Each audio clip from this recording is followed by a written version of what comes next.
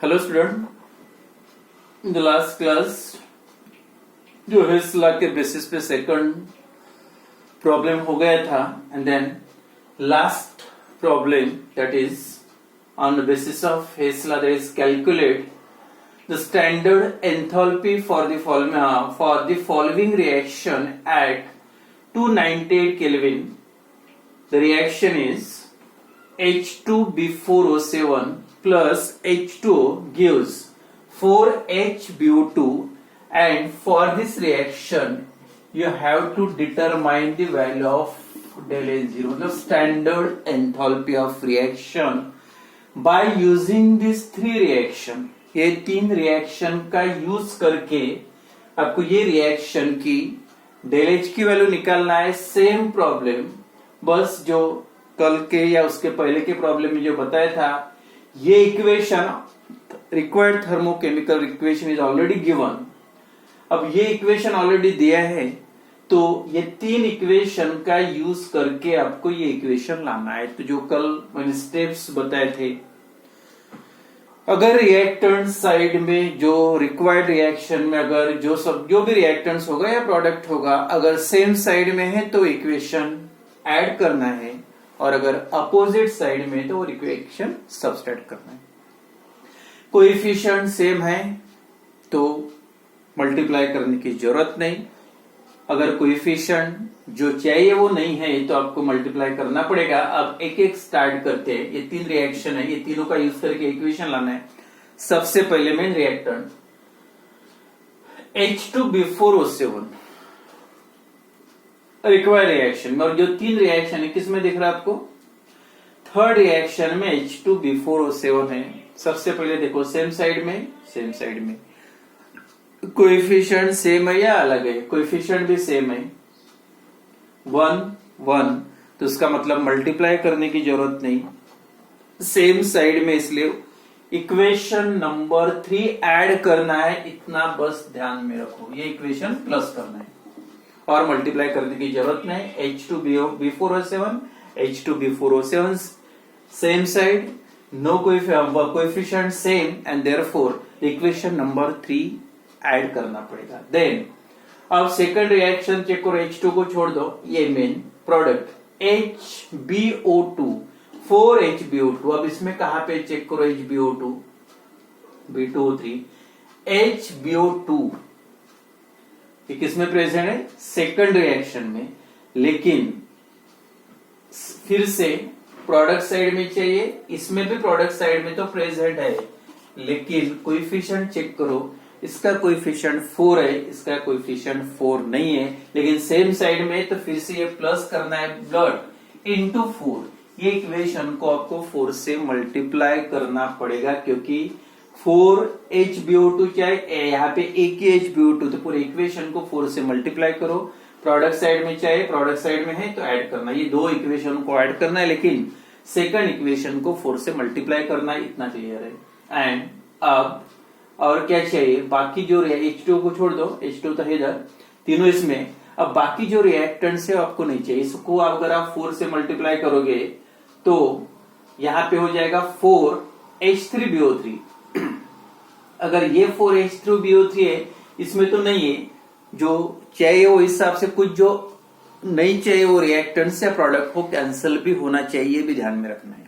अब कैंसिल कैसे होगा? ये इक्वेशन को आपको 4 से मल्टीप्लाई करने जाओगे, यहाँ पे 4 आएगा, यहाँ पे 4 आएगा, यहाँ पे 4, लेकिन ये कैंसिल कब होगा? H3BO3, और यहाँ पे भी H3BO3 है, तो ये 4 से मल्टीप्लाई करोगे तो ये 4 आएगा. अगर ये 4 लाना है, इसको भी कैंसिल करना है, तो इसको भी आपको 2 से मल्टीप्लाई करना पड़ेगा, क्योंकि 2 से मल्टीप्लाई करोगे तो ये भी 4 हो जाएगा, ये भी, और साथ में कैंसिल करना है तो ये इक्वेशन आपको माइनस करना है. यानी ऐसे सोचना है, जो भी नहीं है, चाहे रिएक्टेंट से है, प्रोडक्ट को कैंसिल भी होना चाहिए. अब ये यहाँ पे 4 से मल्टीप्लाई करोगे तो 4 आ जाएगा, यहाँ पे 2 है, अगर ये माइनस करोगे 4 और -4 कैंसिल होता है. इसलिए equation number 1 into 2, but this equation minus करना पड़ेगा. और माइनस इसीलिए क्योंकि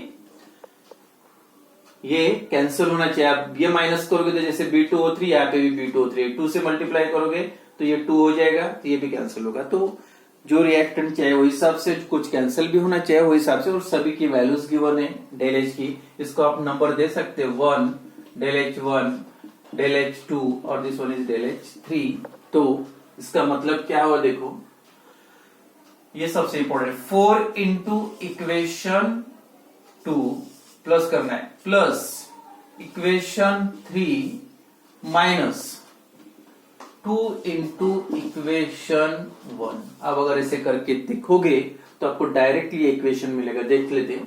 first 4 into equation 2, 4H3BO3, 4H3BO3 gives 4HBO2, ये इंटू 4 से इसको मल्टीप्लाई करो 4H2 हो गया। इक्वेशन नंबर कौन सा, 4 इंटू इक्वेशन 2 को आपने 4 से मल्टीप्लाई किया पूरे इक्वेशन को। देन प्लस इक्वेशन 3 मल्टीप्लाई नहीं करना है, जैसे कि वैसा लिख दो। H3B4O7 gives twice B2O3 plus H2, कुछ भी नहीं करना था।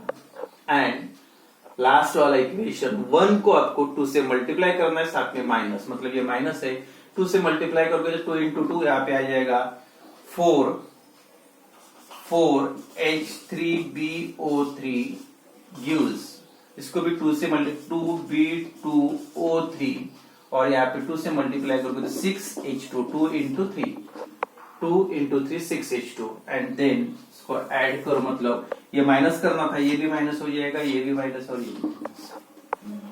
क्या होगा देखो, H3BO4 प्लस H3BO4 माइनस हो गया cancel, B2O3 plus B2O3 minus, ये भी कैंसिल होगा। उसके बाद 4H2 और ये 1H2, 4 प्लस 1 5H2 और माइनस 6H2 मतलब माइनस H2, और यहाँ पे क्या बचा है 4HBO2 और यहाँ पे सिर्फ ये बचा है H3B4O7। देख लो इक्वेशन, ये माइनस H2 है, अगर ये साइड में आ जाता है तो प्लस H2 मतलब H2 H3 नहीं H2B4O7 प्लस ये माइनस है तो उधर आएगा plus H2 that gives 4HBO2।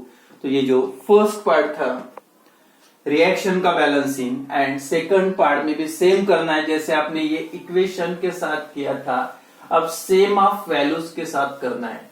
अब वैल्यूज के साथ का मैंने जैसे यहाँ पे 4 इंटू इक्वेशन 2 मतलब enthalpy of reaction is equal to, जैसे 4 से इक्वेशन 2 को मल्टीप्लाई किया था तो आप डेल H2 को मल्टीप्लाई करोगे, that is del H2 4 into equation 2, 4 into del H2 की वैल्यू कितनी है माइनस 0.02, देन प्लस इक्वेशन 3 मतलब डेल H3 की वैल्यू कितनी है 17.3 और लास्ट माइनस 2 इंटू इक्वेशन 1 की वैल्यू है 14.4।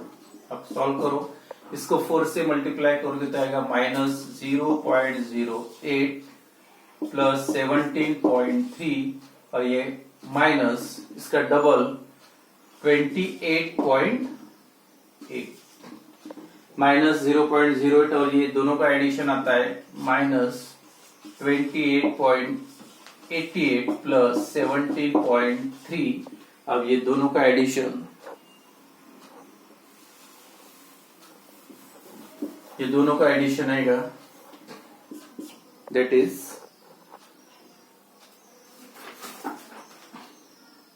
(11.58) minus 11.58 किलो जूल पर मोल, that is the enthalpy of reaction. Same type के प्रॉब्लम्स है, बस एडिशन सब्सट्रैक्शन करके जो इक्वेशन चाहिए आपको रिक्वायर्ड, कभी रिक्वायर्ड दिया रहेगा तो कभी आपको भी लिखना पड़ सकता है। तो इस टाइप से ये जो थर्मोडायनेमिक्स का पार्ट था लास्ट न्यूमेरिकल्स, उसके बाद का जो पोर्शन जो दिया है मेनली जो गिब्स एनर्जी वाला, वो पूरा 25% जो कम किया था वो कम में आ जाता है, वो पढ़ने की जरूरत नहीं आपके सिलेबस के हिसाब से। जो थर्मोडायनेमिक्स चैप्टर है ये कंप्लीट हो गया। देन नेक्स्ट चैप्टर स्टार्ट करते हैं, बस कुछ थोड़ा सा लेंगे definition, that is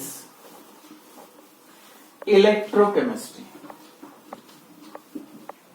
chapter number 5 या यूनिट नंबर 5।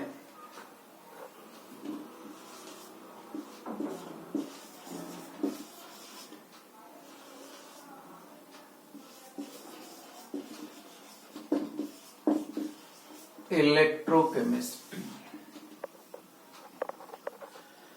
क्या है? इलेक्ट्रोकेमिस्ट्री, इलेक्ट्रो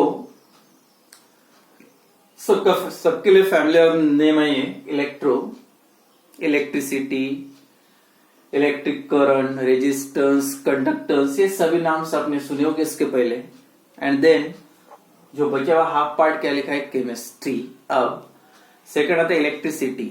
अब ये केमिस्ट्री या केमिस्ट्री के सिलेबस में जो चैप्टर इलेक्ट्रोकेमिस्ट्री ऐड करने का मेन रीजन क्या होगा? तो सबसे इंपॉर्टेंट है मेन थिंग, विदाउट केमिस्ट्री आप इलेक्ट्रिसिटी का सोच भी नहीं सकते। अगर इलेक्ट्रिक केमिस्ट्री नहीं होगा तो इलेक्ट्रिसिटी वर्ड ही आएगा, मतलब जो भी इलेक्ट्रिसिटी जनरेट होती है, जो भी आपने नाम सुना इलेक्ट्रिसिटी, जैसे डिफरेंट टाइप्स ऑफ सेल्स है, बैटरी है, that generates the electricity that used as a source of power. जो अलग अलग टाइप्स के बैटरीज वगैरह as a source of power करके आप यूज करते हैं, या उसके अलग नाम, मतलब electrolysis of any chemical substance, या electrolysis of sodium chloride, electrolysis of water, ये जो सभी पार्ट इसके पहले आपने पढ़ा है, तो all that involve in electrochemistry. But सबसे इंपॉर्टेंट है उसमें केमिस्ट्री का रोल क्या है? तो जो मेन रोल है केमिस्ट्री का, केमिस्ट्री के बिना जो आपने पढ़ा है सो इलेक्ट्रिसिटी जनरेट होती है, या इलेक्ट्रिसिटी का कहीं पे भी यूज होता है, तो विदाउट केमिस्ट्री आप सोच भी नहीं सकते। दैट इज, तो केमिस्ट्री सबसे इंपॉर्टेंट इलेक्ट्रिक स्टडी करने के लिए। तो इलेक्ट्रिकल स्टडी करना है केमिकल रिएक्शन की इलेक्ट्रोकेमिस्ट्री। तो दो एग्जांपल लेता है, उसके बाद में जो एक्चुअल डेफिनेशन क्या रहेगी केमिस्ट्री की, इलेक्ट्रोकेमिस्ट्री की। तो the dry cell which is used as a source of power means that dry cell generates the electricity, and how this electricity is generated? तो इसका आंसर है बिकॉज ऑफ केमिकल रिएक्शन। तो सबसे important है chemical reaction होते हैं, और chemical reaction का जो रिजल्ट मिलता है, जैसे ड्राई सेल जो टार्चेस में वगैरह यूज होता है, या वाच के वगैरह अलग अलग डिफरेंट ड्राई सेल्स होते हैं, तो क्या होता है इसमें केमिकल से भरा होता है, and this cell gives the electricity. तो शॉर्ट में इसका मतलब क्या है? इसमें जो भी केमिकल्स है, जैसे सेल स्टार्ट होता है, सर्किट कंप्लीट होता है, तो इसमें जो भी केमिकल्स होते हैं उसका रिएक्शन होता है। मतलब रिएक्शन का कोई भी रिएक्शन जब भी नाम आता है तो दो पार्ट इंपॉर्टेंट है, रिएक्टेंट्स कन्वर्टेड इनटू प्रोडक्ट्स। तो जब रिएक्टेंट्स का कन्वर्शन प्रोडक्ट में होता है तो इसका जो रिजल्ट मिलता है जनरेशन ऑफ इलेक्ट्रिसिटी। तो क्या हो रहा है यहाँ पे? Electric reaction, chemical reaction takes place and that resulting into the generation of electric current, electricity. तो शॉर्ट में बोल सकते हैं ये जो ड्राई सेल वगैरह होते हैं उसमें जो भी केमिकल्स होते हैं उसका रिएक्शन होता है, and that reaction resulting into the electric energy, generation of electricity. यहाँ पे इलेक्ट्रिसिटी जनरेट होती है, ये सेल इलेक्ट्रिसिटी देते हैं। तो शॉर्ट में आप बोल सकते हैं chemical energy is converted into electrical energy, that is chemical reaction का result electricity means chemical energy is converted into electrical energy. तो यहाँ पे क्या होता है, कोई भी जहां इलेक्ट्रिसिटी जनरेट होती है, जो भी सेल्स या बैटरी आपने पढ़ा है, गाड़ी में जो यूज करते हैं वो बैटरी, लेड एक्यूमुलेटर या लेड स्टोरेज बैटरी, सब इसमें एक ऑल दैट दे गिव्स, या टॉर्चेस में सेल होते, वॉच में सेल होते, या अलग अलग सेल्स है, all that gives the electricity that they used as a source of power. तो मतलब उसमें जो भी केमिकल्स होता है उसमें कन्वर्शन होता है केमिकल्स का इलेक्ट्रिसिटी में। तो conversion of chemical energy into electrical energy, ये एक पार्ट हो गया। तो इतना एक क्लियर हो गया, केमिकल रिएक्शन होता है और केमिकल रिएक्शन से इलेक्ट्रिसिटी जनरेट होती है। अब दूसरा पार्ट ये आपने पढ़ा है, व्हेन सोडियम क्लोराइड का सॉल्यूशन अगर बनाओगे, sodium chloride NaCl when dissolved in the water it converted into Na positive and Cl negative ion. When two electric rod dip करोगे तो क्या होता है, बैटरी का यूज करके अगर उसमें से इलेक्ट्रिक करंट आप यूज करते हो बैटरी का यूज करके, तो Na पॉजिटिव एक पे निगेटिव चार्ज आता है, दूसरे इलेक्ट्रोड पे पॉजिटिव चार्ज आता है, Na पॉजिटिव इसके पास जाता है और पॉजिटिव निगेटिव के पास जाके वहां से एक इलेक्ट्रॉन एक्सेप्ट करेगा और सोडियम मेटल बनेगा। दूसरा Cl, they attracted towards the positively charged electrode Cl negative, where positive के पास जाके अपना इलेक्ट्रॉन उसको डोनेट करेगा, it loss the electron and converted to Cl atom. तो देखो जब आपने यहाँ पे सोडियम क्लोराइड का सॉल्यूशन बनाया था तो पहले क्या था, NaCl, और ये सब कन्वर्शन करने के लिए NaCl था डिसॉल्व करते टाइम, लेकिन आपको एक्चुअली प्रोडक्ट क्या मिला, देखो एक सोडियम NaCl का कन्वर्शन सोडियम और Cl में, तो डायरेक्ट रिएक्शन लिख सकते हैं, आपने सोल्यूशन में डाला था, वाटर में डाला था NaCl और उसका कन्वर्शन क्या मिल रहा है, NaCl, क्या NaCl टू गैस। मतलब क्या करें, आप सोडियम क्लोराइड को ब्रेक करके दोनों एक मेटल और नॉन मेटल को आप अलग करें, सेपरेट करें, ब्रेक करें, लेकिन इसके लिए इसकी जरूरत पड़ रही है जब तक आप इलेक्ट्रिक करंट पास नहीं करोगे, क्योंकि उनके पास चार्ज है Na पॉजिटिव और Cl नेगेटिव, जब तक इनका चार्ज जाएगा नहीं तब तक वो एक दूसरे से अलग नहीं हो रहे। मतलब simply by passing electric current the charges from this ions is remove, मतलब ये आयंस पे जो चार्जेस है वो आप रिमूव कर रहे हैं। जब चार्ज निकल जाएंगे, जैसे सोडियम भी चार्ज लॉस करा इलेक्ट्रॉन एक्सेप्ट करके, Cl अपना चार्ज लॉस करा इलेक्ट्रॉन डोनेट करके, तो in this way both this ions loss their charge, और जैसे इनका चार्ज कम होगा दोनों में अट्रैक्शन कम हो जाएगा, और अट्रैक्शन कम होने का मतलब they get separated from one another. लेकिन ये करने के लिए आप इलेक्ट्रिक करंट पास कर रहे हैं, तो इसका मतलब पहले इलेक्ट्रिसिटी बाद में ये रिएक्शन। तो यहाँ पे आपने क्या किया, इलेक्ट्रिकल एनर्जी का यूज करके ये केमिकल रिएक्शन किया, मतलब electrical energy is converted into chemical energy. और यहाँ पे क्या होता, केमिकल रिएक्शन से इलेक्ट्रिसिटी बनाए थे और यहाँ पे इलेक्ट्रिसिटी से केमिकल रिएक्शन हुआ, मतलब बोल सकते electrical to chemical and chemical to electrical.